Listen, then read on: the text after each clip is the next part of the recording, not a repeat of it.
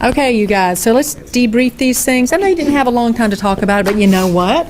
When you're in the committee meeting, you don't either. So let's chat a little bit. Just we've got 2, 3, 4, and 5 to do. So who would read number 2? Will you guys read it aloud? Because the other guys haven't read it. And you open up an agenda item that has to do with how the department communicates with each other when they are involved in a particular task or process. How do they quickly share their information needed?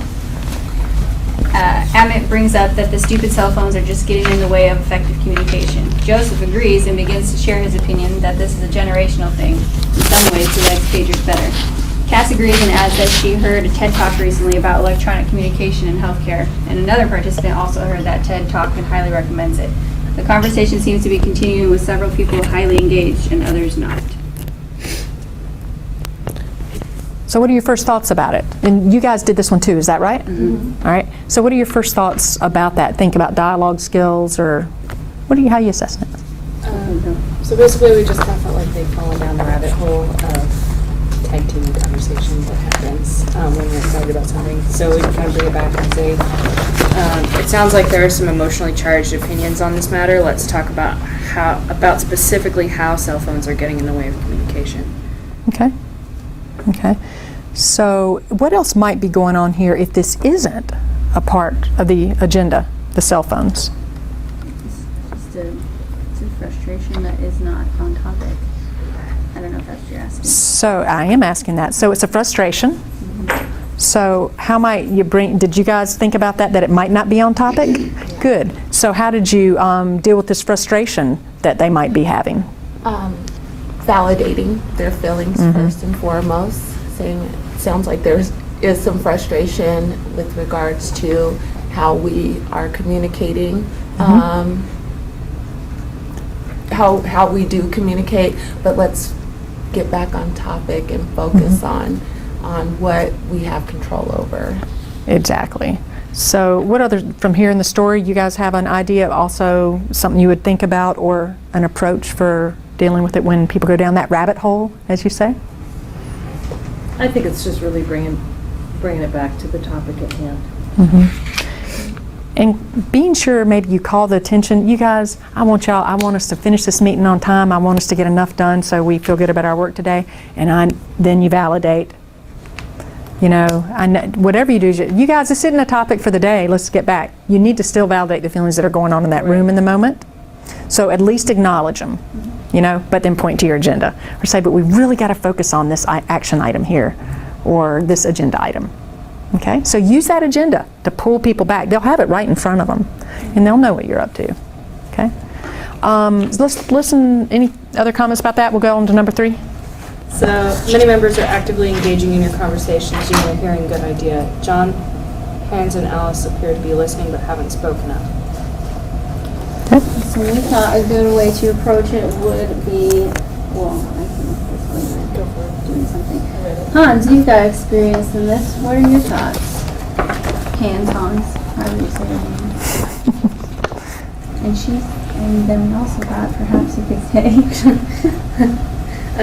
Just something like you pick someone and say you look like you might have something, have a thought or something to add. What would you like to say? Sometimes you can kind of like read on people's faces that they're like, we can't get a word in edgewise. And so Right. you kind of like wade through it. Or they literally start saying the first word 3 times and keep getting cut off. So that is an excellent observation. You need to be observing that meeting all the time. You need to be watching people, seeing if they're trying to talk or not. You can't just sit back and think because you said, well, let's talk about item agenda number 2. Okay, you guys, it's this. So what do you think? And just look around. You really have to watch people's and make sure you assert yourself to help them out if they need to talk. But what if they don't want to talk? What if they're really listening and they're taking it in? That's okay too. Yeah. Be silent for a moment after you say it, which is Right. really hard to do. But you should have, But do it. right. But you should observe and notice when some people aren't speaking up and just sort of feel it out when it might be appropriate to ask their input or not. So with your observation is going to be the key in that one. Are you really paying attention to who's trying to talk and who's not? And if people aren't talking, if somebody comes to your meeting for 3 meetings and doesn't speak up, that might be a conversation you want to have with them offline even. you know, but hopefully your skills have brought them into the conversation. You really want to hear from everybody, and you want to give them a chance. What is one or two other strategies that you could do if people are controlling the conversation? What are a couple things you also might do to gain other people's? Have you seen them done in some meetings before? What's another strategy? Ask them. Ask them if they have input. Okay. Go around the table. Go around the table. And then you can say, if you want to pass, that's cool, but everybody's going to get a chance.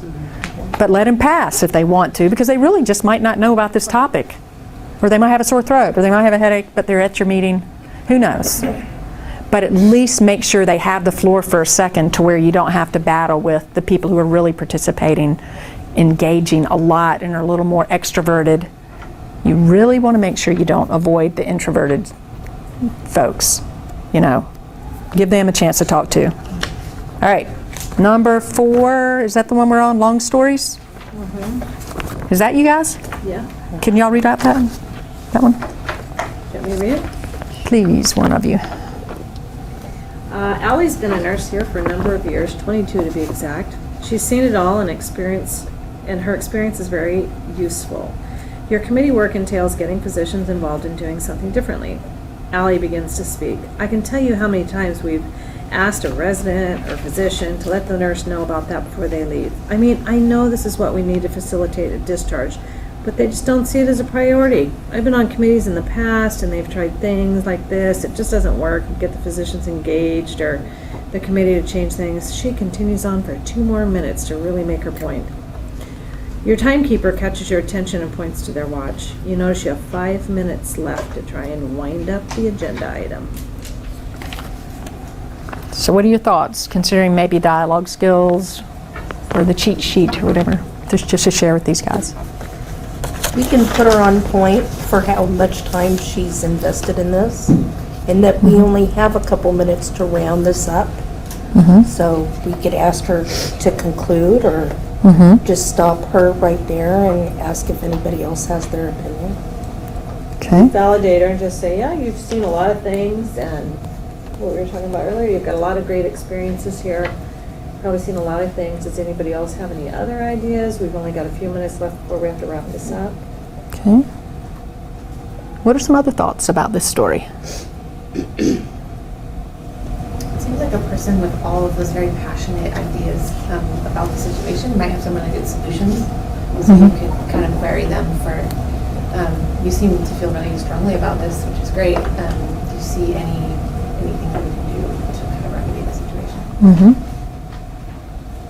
So one thing to remember is you will start to hear language like this. I want you to listen real closely. I'm going to read the quote, okay?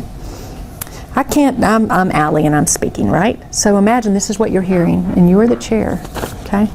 I can't tell you how many times I've asked a resident or a physician to let the nurse know about that before they leave. I mean, I know this is what we need to facilitate the discharge, but they just don't see it as a priority. I've been on committees in the past and tried to do things like this, and it just doesn't seem to get the physicians engaged or committed to change. What are you hearing over and over? It's very divisive. As a chair, you need to listen for that language. It's critical you learn to listen and set the stage for listening. Now, we think we want to validate here, right? Be careful in your validation here. Although validate our frustration, absolutely. It is frustrating when it seems that we can't get physicians engaged in our decisions, right? But sometimes you really are going to have to speak up and say, well, now, wait a minute, you guys. Let's be careful speaking too negatively as though they don't want to participate. Now, don't say, let's don't go physician bashing. Don't even say that. Think about your language. Don't say physician, because then you're telling your colleague when you read this, I'd be telling you you're physician bashing. And maybe that's not what you're doing. You may just be expressing your frustration. So you got to have a real, keen eye for validation versus speaking up the organization and not throwing other people under the bus. Does that make sense? So that's your responsibility too. Okay. These guys over here, one of you two. All right. You ask for ideas from the group. There is silence. You have been told to wait 7 seconds and tolerate the silence until someone speaks up. And you wait, and no one speaks up. So, what are your thoughts? What do you think? One of the conversations that Siobhan and I had was using the strategy to ask for questions to see if they understood, like, what you, because you might have said something and it was totally made sense to you, but was the message you sent out the message that was received? Maybe they need some clarification. Absolutely, absolutely. What else? What'd you guys get? Some of your first impressions. It's good. We thought we might just ask if nobody has any opinion on it, is this something we should table? Is this, I mean, should we table this and then maybe look at it again at another time? That could be another strategy if you deem it so, also, if you're wondering. Okay. Any other perspectives you could take on this? We also said, like, a little humor, like, don't everybody answer at once, you know, just Sure. to kind of break the ice or just kind of get things less stuffy maybe, or just kind of leave people feeling that, okay, I guess it's okay to answer, you know, or say. It does work quite often because then it just breaks the mood for a second. One strategy that we use also is sometimes when you have really hard topics that you're speaking of, you actually may want to give people a moment to think about it, chatting with one partner. Most everybody will at least chat, I don't really know, and then somebody might have a real conversation and then they can bring it to the larger group. So sometimes saying, you guys, I want you just to chat with your neighbor for just a second before you come back and we talk about this. For things that you think you might not get, and sometimes even when it's everybody's quiet, you can still break and do that strategy and say, I'm going to give you 1 minute just to have the conversation with your partner and then we'll talk about it in the large group. So that's a good strategy. It is on your cheat sheet too, okay? Let's see, is that the last one? Okay. Has this been helpful so far to kind of talk about meetings and that kind of stuff? Okay. So I'm Matt. I introduced myself before and I know most of you guys. But in the spirit of really our collective IQ, all of us, is really much higher than any one of us. And because this is, you guys are our third sort of iteration of NPC here. So we have people here that have been UPC chairs and part of the NPC, some since its inception, right? And some currently about to go off.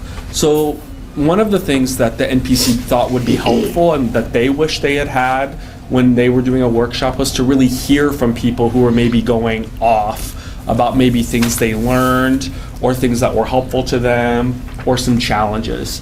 So I'm just going to ask some open-ended questions here to them to kind of get it going, but this is really for you guys. So if there's really burning questions you have or something that you're scared or about, I'm really worried about this, these are the people to ask because they've got quite a bit of experience on, okay? But I'll kind of get the ball rolling here. So, what has been most enjoyable? So, well, first I'll ask you guys to introduce yourself and tell us what UPC you're on and when you served. And then I want you to just kind of start and tell us what's been one thing that was really enjoyable and one thing that was challenging about leading your UPC. Okay? You want me to start? Okay, sure. The latest one. Oh no, you are later than me. I'm Amber from Neuro ICU on 2 West, and I was the UPC chair there from 2016 to 2017. And then in, I think the following year, kind of like overlapping a little bit, did a co-chair of the NPC with Becky Barton. So most enjoyable, and then you said one of the challenges, right? So I'll start with the challenge. The challenge was that it was a new, idea for Harborview. It was a new committee for Harborview. We didn't know where to start. We didn't know where to begin. So we didn't have a picture of what it was supposed to look like. So we were kind of going rogue a little bit. So that, but in that way, it was, looking back, it was a challenge then. But now I realize it actually made it kind of fun because we could kind of invent and create. And then we can talk later, but with that, not having an idea or a model to go after, to model after, we had some frustrations with with little things, with specifics. So that was my challenge, but the most enjoyable part was in the end looking at it and saying, wow, even though we didn't necessarily accomplish all of these specific things we wanted to look at, we accomplished keeping the committee going for a year and having people stay and come and be interested. So we did really enjoy that, even though all of our projects didn't get exactly to the spot we wanted them to get to. What for you? I'm Ricky, and I started the UPC on 4 East. We were the first one. I mean, it's not a big deal, but it's, The first of the first. first of the first. I Yeah. started the UPC in 2015, and I was chair for 3 years because it took us a while to get going. But I think, I mean, the best feeling was like our very first meeting. We had an awesome turnout. Everyone was incredibly excited. It was just like we were all there with the same intention of just like taking control of our nursing practice and our floor and talking about what we wanted to see change and what we could change, and just really just feeling so empowered. It was really a great feeling. What was challenging is, of course, as the meetings went on, people would drop off, and we definitely had a handful of meetings where it was like me and one other. But it just definitely ebbed and flowed. To now I feel like our UPC is pretty strong. I think one thing I had a hard time with is, for the 3 years I was chair, I took on a lot of the work, like, oh, I'll do that, oh, I'll do that, oh, I'll do that. So I feel like after 3 years, when I finally passed the chair on to Kennedy this last year, I was pretty burnt out and I had to take a step back. So I think if I could go back, I would have told myself to definitely delegate more of the tasks and not take on so much myself. I think that is very good advice, Yeah. right? Because I see that a lot happening. I don't know how you guys feel, but I see that a lot happening, because if you step up to leadership, you kind of want to step up to do the stuff. But just facilitating these meetings, that's your biggest job. Let other people do more of the action items, okay? Because that's a great. Right, and I think I kind of set our UPC up, I kind of did the UPC a disservice, because I kind of feel like then with Kennedy being chair, I think she felt pressure to take on a lot of the tasks as well. So I think then I set her up for feeling burnt out after a year, and then so I think we're slowly getting into like more and more people, we're delegating more and more people are volunteering, so it's happening. But the first 3 to 4 years, I think the chair just took on a big lion's share of the work, and that was tough. Yeah. Whitney, I'm the former chair of the trauma ICU and the current chair of the NPC. I know you guys kind of all heard that today, but for the video, just in case. I think that it's hard to pick one good success. There were so many, but I think for me, that was probably the most exciting thing, is that so much happened and it was so fun. And like even just being part of this workshop right now, which was kind of our baby for the last year, is really exciting for me. Probably more so than you guys, but I'm really excited about it. I think my biggest challenge, I was trying to think, same sort of similar themes you could come up with, but I think for me, one of the big ones is both in my UPC and on the NPC, I had moments where I had to speak to people who were advisors or who I would see as like my senior people, that in normal life I would have very much probably had nothing to say to them as far as keeping them in line. And then in this case, I had to like have a conversation about, we feel like you're too involved and you need to take a step back. And they were some of the most challenging conversations I think I've ever had, because there's not a good way to be like, hey, how you doing? We think you're too involved. Thanks, have a good day. So I think for me, that was probably my biggest challenge, and it happened in both of my committees. So it was, and they both, I will say that both conversations went really well, which was a really big boost to me, is that I stepped up, I did what was best for the committee, and it didn't backfire, it went really well. So I think that was a good push for me. So what was a challenge became a really good confidence booster.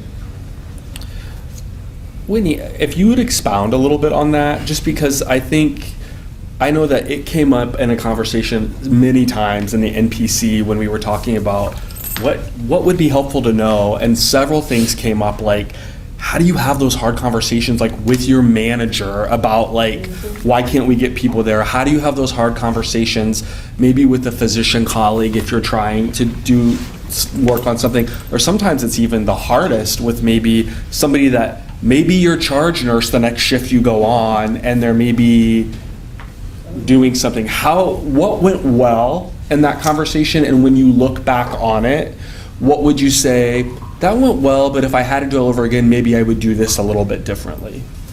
Well, I think the first thing is that I started with my advisors. I went to my advisors and said, hey, or people that I trusted, and say, hey, this is my struggle, and I have to say something and I don't know how to say it.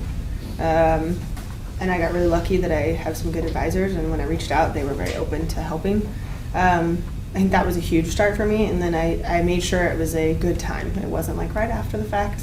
It wasn't, like I actually had to have a conversation with my manager, and I made sure that there hadn't been anything going on that day. When she came in that morning, I hadn't said, hey, we have this list of problems, and oh, by the way. I made sure it was a very separate thing so that it wasn't a personal thing. And then I told them, I tried to do what I could to keep my feelings out of it and say, this is what the feedback is, this is what I'm noticing, these are ways we can improve it, and I came with a solution as well as just a problem. And then asked them what they thought. I think that one of the things I look back on it that I could do better, I don't actually like talking in front of people, and I don't like confrontation. So I tend to talk really fast. And so I'm fairly sure that I what do you think? Luckily, the conversations I was having were, like I said, well received, so it didn't go terribly, but I think that would be one thing that if I go back on, I would have tried to talk myself through it a bit beforehand, to calm myself down a little bit so that I'd remember to breathe when I talk, and don't end up a sweaty, nervous, vomiting mouth person. Would have been my biggest thing. And maybe, like I said, I got lucky, all my conversations went well, but I suppose in hindsight, if there was one thing I probably could have done, it would have been involved somebody else.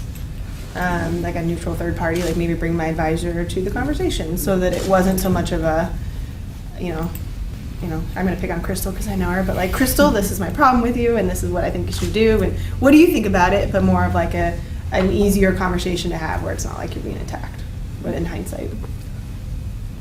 Does that resonate with you guys? Were you guys ever in that kind of situation? What's this about? I want to hear about it. I think Whitney and I really have a similar experience with this, because it might come up later too, but one of my biggest fears about going on these committees were how terrible of a public speaker I was. And how, God, I'm going to have to get out of my comfort zone to do this, but I really want to do this, so am I going to push myself to do it? And I did, and I still talk really fast when I'm nervous, but it just, having the time to do it in your small meeting around your peers that you know and love pretty much, like we work together so much, we pretty much are family, but you get so much better at it really quickly. And that is super exciting because it's work to get to be a better public speaker. And it didn't feel like work on the committee. It just kind of happened naturally because you're all having conversations. And then it was really natural going into NPC because then you're just around a larger group, and Harborview is our home. Like that was our family, and Harborview is our home. So all of these people have similar ideas about what they want to see for the patients and ideas about what they want to feel for their colleagues, and so it just turned into this very natural place to be nurtured and grow as an individual and a speaker and all the good stuff.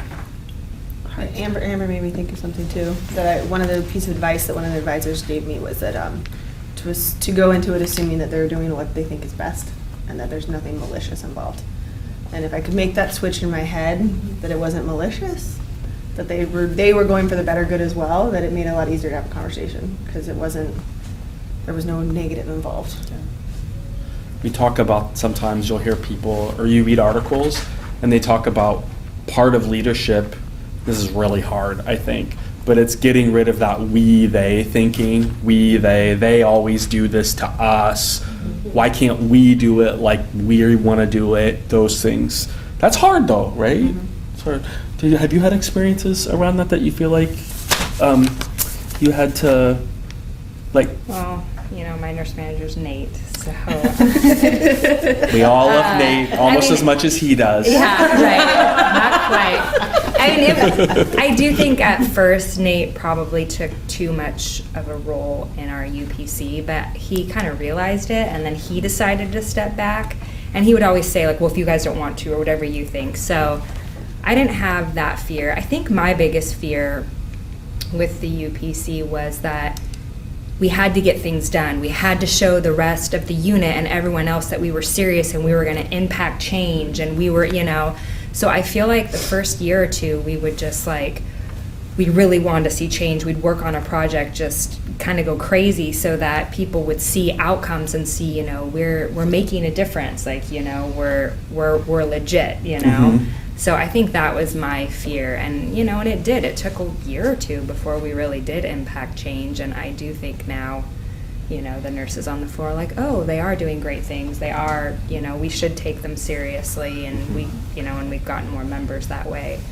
So that was definitely I think for the first year, I felt really nervous, like we're not doing anything, you know, they're not going to notice that we're doing anything.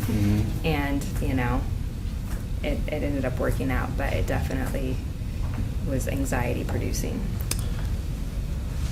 So I feel like I hear you saying maybe even one thing that's changed is just your perception of how fast you got to do things, or how fast Definitely. Improvement needs to happen. Definitely. And you have to realize too, like the UPC, we can only do so much. You know, we put all the information and the tools in the nurses' hands, but we can't force them to do it, you know? I mean, like we developed the new RN to HA report, and, you know, we gave them a report tool, we gave them a time, we gave them all the tools, and some RNs still don't do it, and that's okay, you know? I mean, I can't control that, and I had my type A self, had to let that go. So, yeah, I think just realizing, like, yeah, the timeline is much slower than you ever think, and the change might not be quite as, like, broad as you wanted to see it be. And that's okay. And that's okay. Yeah. I mean, we're still doing good. Yeah. And people still are taking us seriously. Yeah, it's huge. What were some things that you guys learned about when you're trying to launch a project, or you're trying to change things on your unit, and you talked about, like, some people don't want to do it, or some people want to do it. What were things that your units did that you felt were successful in helping that, and maybe what were some things that you thought, like, we tried this and it wasn't successful? Like things that help facilitated buy-in, or things that were barriers to buy-in, or things that maybe you didn't know were barriers until after you got into it. Yeah. You know, for the float pool, we have a very small, we're kind of a unique unit, and nobody's ever together, so it's kind of a small group.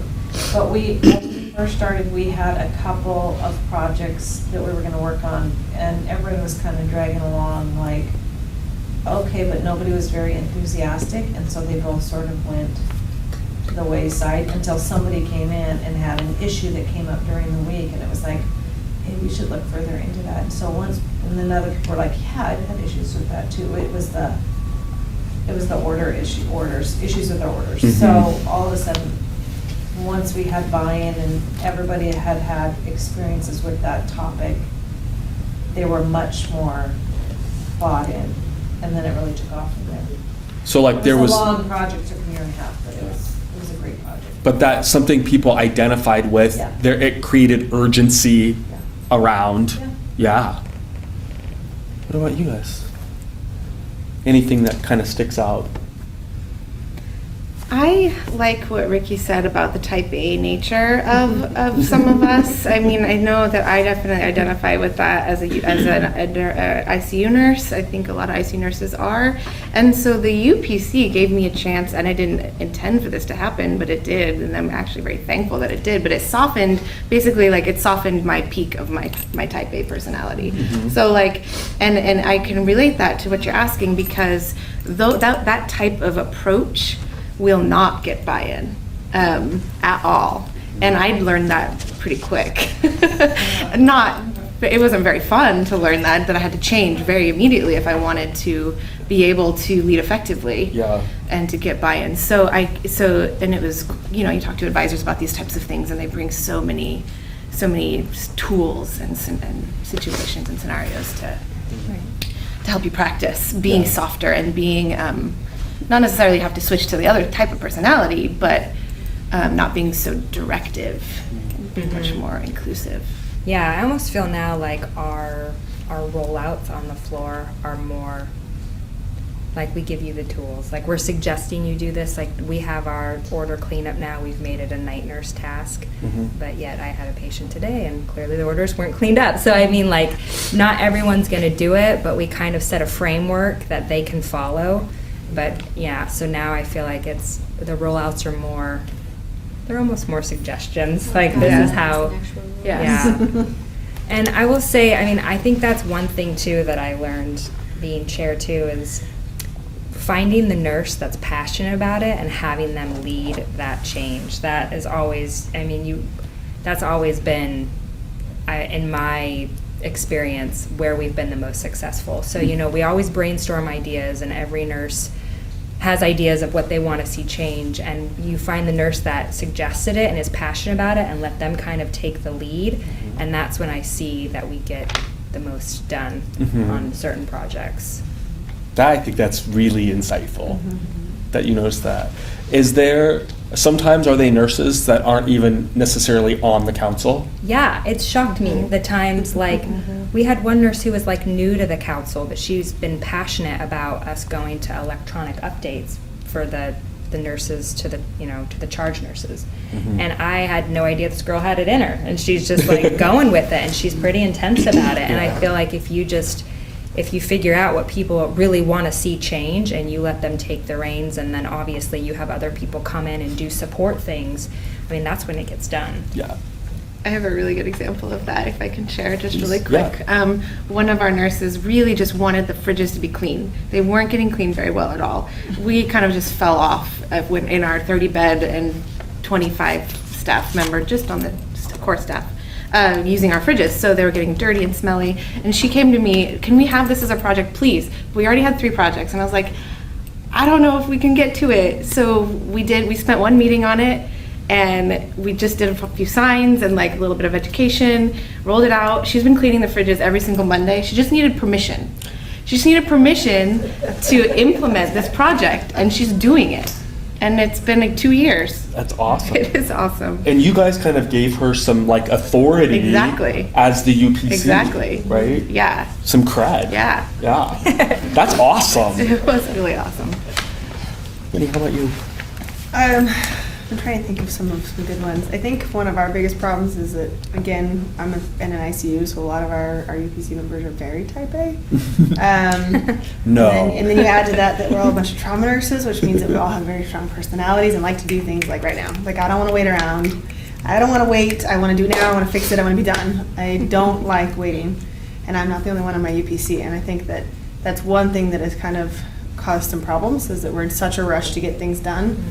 That we like do it and we're like, yeah, this is great. And then a couple months later, we open it up and we look at it and we're like, wow, that was really what we thought was the best we could come up with. Okay, so let's see if we can rework this, you know. And I think that trying to reel us in a little bit has been very challenging, and it's been a personal challenge for me as chair, because I am also not that person.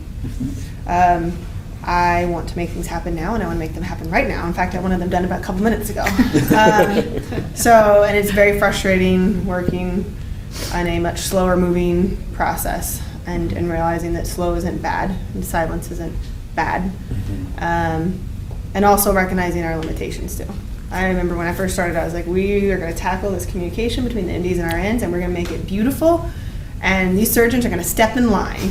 And then I realized that they're surgeons and they don't step in line, and they have other lives outside of what I want them to do constantly. And so then you have to start to figure out, like, what are their strengths and how can you make that, what do they care about? And if you can get them to care, suddenly all kinds of things they're willing to do to help you out. And so it's just a matter of like finding what it is that makes whoever you're trying to help tick. And if you can find that little thing that makes them tick, then they'll do all kinds of things and help out and teach you along the way too. The amount of things I've learned along the way have been huge that I never saw coming, that weren't a part of what we were trying to get to. Yeah. And I think that has been both a barrier and a learning possibility for me. And it's been hard and it's still going on. And also, and I think also it has taught me to pick the battles a bit too. What am I going to get really passionate about? What am I going to camp out in front of somebody's office to make sure this happens? And what am I going to say, like, this will probably come around. I'm going to just give them time. And that it needs time. And what has to be finished right now and what can wait till next month. I think that's been a big learning curve for my UPC and for me personally. Definitely, I know in my own leadership journey, political capital is a real thing. Right? Do you guys feel that way in there? Like political capital, like knowing, like you said, pick your battles, right? Because some things are not worth dying on a hill for, you know? Particularly if you're going to need that person maybe later on, right? Okay. Sometimes it's okay to go smaller, right? Mm-hmm. So, do you guys have questions for them? Is there something, or like comments, something you guys want to ask or like make an observation about, or? Kind of along the same lines of your challenges with people higher up. I mean, it's happened already, and I've been chair-elected 2 weeks. I'm going to come talk to you later. I have something we need to talk about.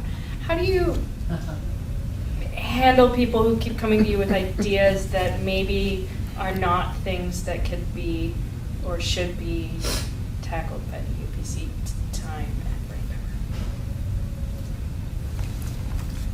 power? I was pretty honest. How could you, so when people come, to make sure I'm saying this correctly, Bree, so when people come to you as like a chair or a co-chair of the UPC, other people on the unit, and they have say, the UPC should do this, you should take this on, let's talk about this off the side and maybe you can get the UPC to do that. How do you deal with that? Yeah, we had a couple ways we dealt with that.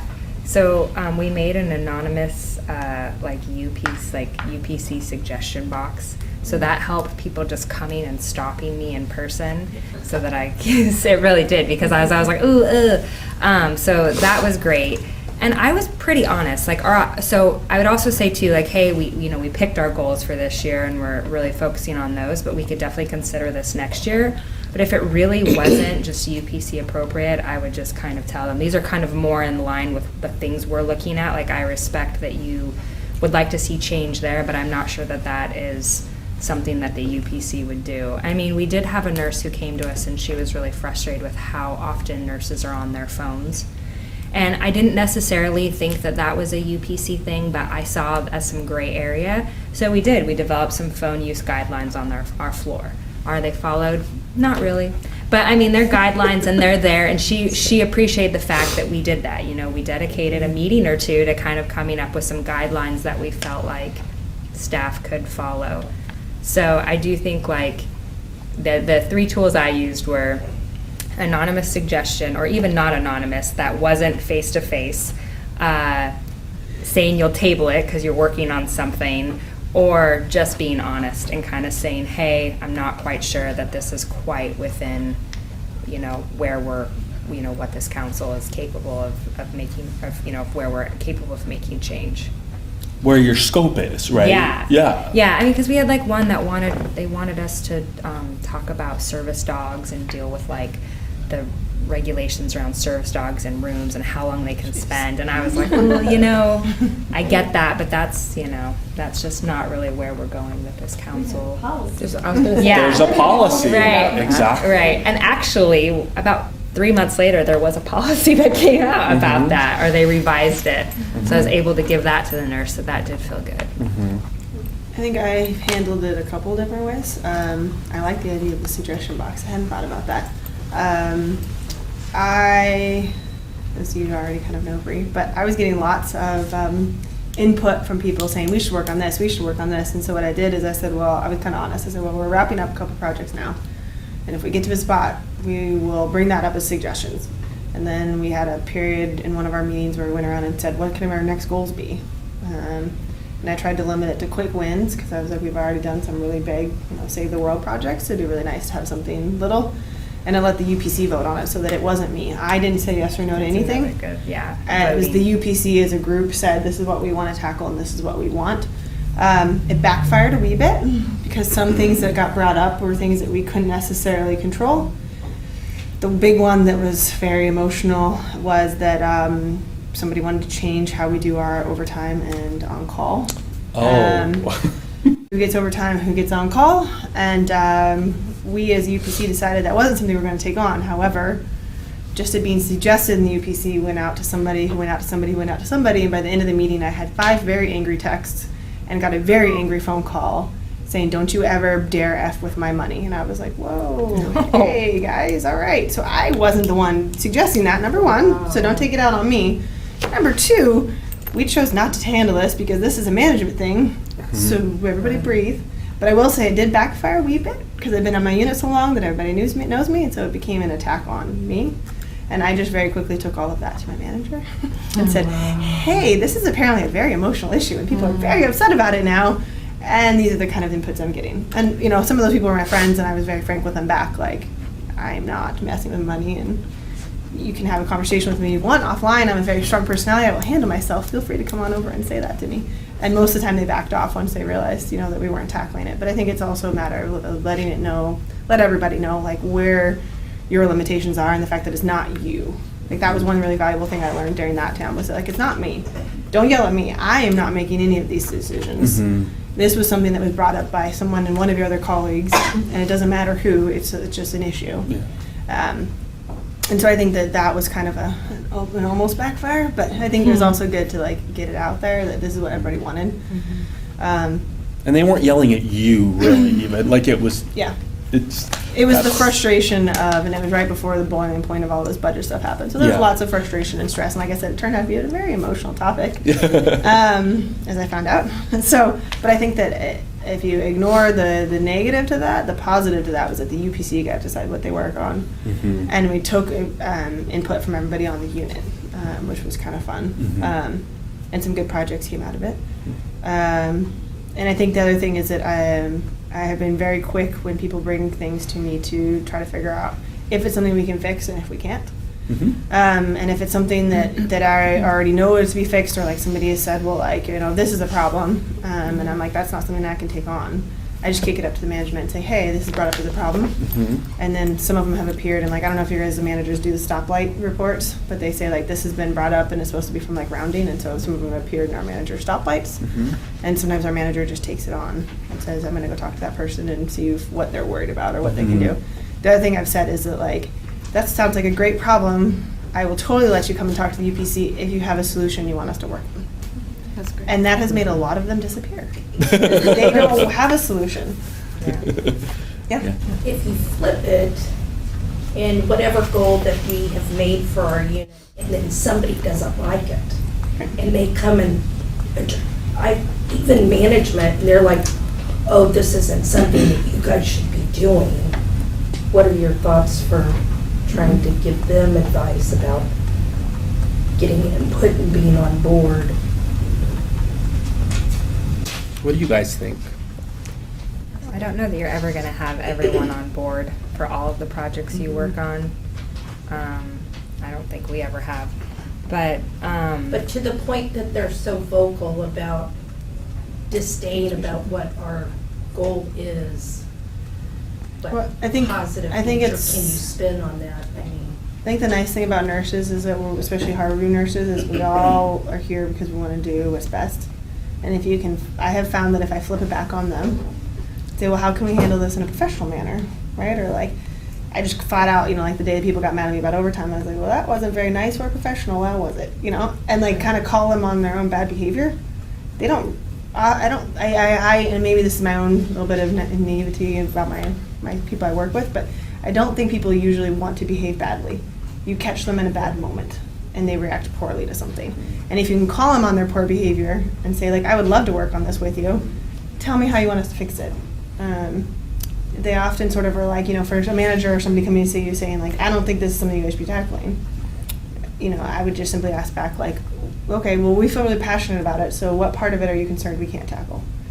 And if it's something that you feel like is beyond our scope or our little bubble, then who do we need to talk to? Because we're passionate about this and we want to make this happen.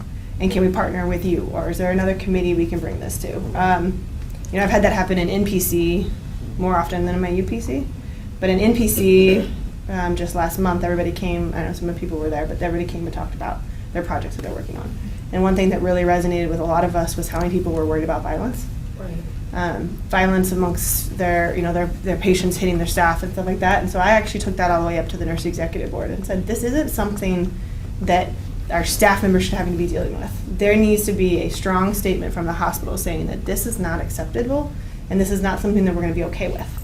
And I said, and I put it on all of them. I said, I was very troubled by it. I know I deal with it a little bit on my own unit, but not as much as some other people are. And it really much saddened me to hear this many UPCs find that this is their most passionate project, is how to not get hit by their patients. Mm-hmm. And how to warn their fellow people, their fellow HAs, their housekeepers, whoever's going to be going in and out of the room, that this person is a dangerous person. Like, that's sad.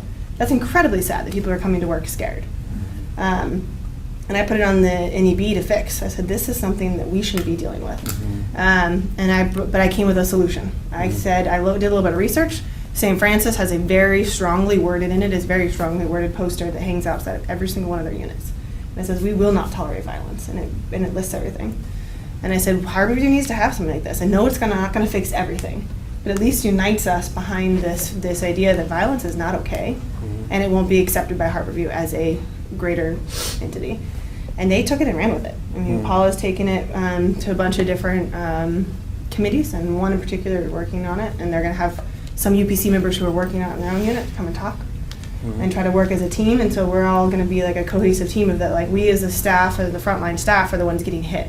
We're the ones getting verbally assaulted. We're the ones having comments made to us. And yet we're using our own power then to turn it back on the huge power, the whole conglomerate, to say, fix this for us. We have some solutions, we have some ideas, we have some things we've been working on, but throw all of your weight behind it. And I think it goes back to everybody wants to do what's right and what's good, and you just have to make them give you some ideas. Tell me why I can't do that. And help me understand it. And what I would tag on to that kind of is sort of at a micro, like if it's your manager or whatever that's saying, why are you working on this? I think it's okay to say, hey, thanks for that feedback. We're really passionate about this, though. What portion of this do you think we can work on to take this on? Yeah, so we can really work together, so because you want to be focused on what you can do about it too, right? But it can be the beginning of a conversation. And does everyone know that there's a resource that Paul and I put together that kind of looks at, if you're looking at specific initiatives, if there might already be committees in the hospital that exist around that, like for example, a workplace violence committee that is already in existence that you can partner with, so that you're not, working on your project for several months and then you learn, oh my gosh, I have to bring this to a whole different committee. There was somebody already working on this. So we do have this resource list that when you're working on something, you can kind of refer to that and say, who do I need to get in contact with? Is this something in my purview, or do I need to partner with somebody else in the facility? I honestly don't get discouraged by someone telling you can't. Just make them change their verbiage. What can I do then? If you're saying I can't do this, but I'm passionate about making this happen, what can I do to get us there? If it's that I need to present you with all the tools so that you can take it to the big committee as the manager, fine. I don't need the credit. What I want is for my staff members not to whatever, right? X, Y, or Z, whatever you're passionate about. How do I do this? And make it happen within the bounds that you can do.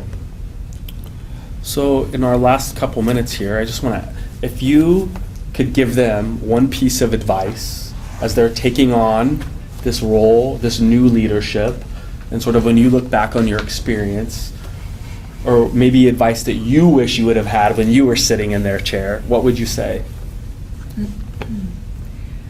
I think it's been said already, and maybe I'll just reiterate that the timing is not necessarily the biggest piece of this. It doesn't necessarily have to be how fast. And this is more towards myself. I know other people don't necessarily have this urgency that I have, but some of us do. I do. And I wish it happened yesterday or last year or 10 years ago. Yeah, so it's not necessarily the speed with which the project you're working on gets done, or if it gets done at all, because there's so much value in the process of working on it. So maybe someday down the road, the break room remodel that we worked on 3 years ago will get done and we'll celebrate. But it was just the fact that kind of kicked off our unit and united us, and there was so much positive around just the process of working on the project that it's okay to take our time. Yeah. What would you say? As new chairs, new leaders, Oh, man. one piece of advice. Yeah. I know. I mean, I think again, I kind of said it. I would say definitely as a chair and chair-elect, don't take on more than you can handle, because that's what your members are there for. You know, you can delegate things and have volunteers do things. Yeah, and just realize that the changes take a lot of time, a lot of time. And I think the most effective changes we've had are the ones where we did take a lot of time and we did surveys and we gathered information and did lit research. And those are the ones that actually we had better outcomes in the long run, And yeah, I mean, and I also don't bite off more than you can chew. I mean, some of the projects we've tried to tackle were just, yeah, they were just a little too broad, a little too much, and I think sometimes just focusing on the small ones, like we did staff recognition, and that one was great. It was small, and it made a big difference, and, it just wasn't one of the more bigger global ones we tried to tackle that just kind of fell flat. I think my biggest thing would be not to let it get personal. To check your own feelings about whatever you're working on at the door, because you have to be the facilitator and you have to keep everyone else's feelings in check. And I found that the projects that I let myself get too wound up into how I felt about it, I came away from the meeting when changes were made feeling very, I guess disappointed is the right word, kind of disheartened. That we've done all this work and now you guys just destroyed it, essentially just blew it up.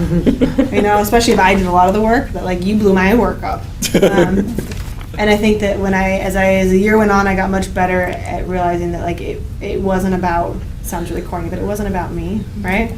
That it was about whatever everybody, the whole unit was what the goal was, and ultimately that's how it felt. But it was very discouraging in the moment to watch something I had worked on get kind of disassembled and put back together in a different way. Mm-hmm. And when I checked my own emotions about it at the door, I did a much better job of facilitating the meeting and letting make sure everyone got heard, and making sure that everyone was truly represented in what we were working on, and that it wasn't just the Whitney stamp of approval, but that it was the entire UPC stamp of approval. And that was a really hard thing for me to learn. And I think that if you can check your emotions, your own personal beliefs about the situation, it's just more successful all the way around. And you'll get more out of it too. My growth has been astronomical once I've learned how to keep my own thoughts and feelings in check. So. I'd also say I have gained a lot of new members by talking about the resume building aspect of being on the UPC. So if you guys don't already do that, do it. Really drive that home. I feel like that's how we've gotten 3/4 of our members, because especially new nurses, they want those resume builders. And then they come and they end up realizing how much they like it and how much change they can impact. So pretty sure that's how I got Katie. So. For all of you that are on the NPC, remember that works too for the NPC. If you're chair of the NPC, it's a great resume builder. It's a great resume So keep that in the back of your head. We need a new chair soon.